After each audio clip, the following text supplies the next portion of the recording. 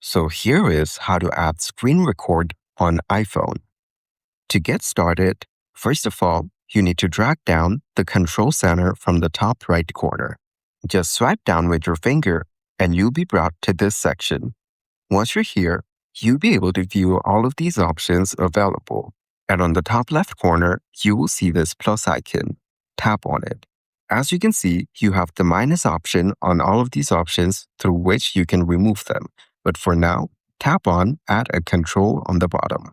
This is where you can view all the options that you can add to your control center. Just search for screen recording and then tap on it.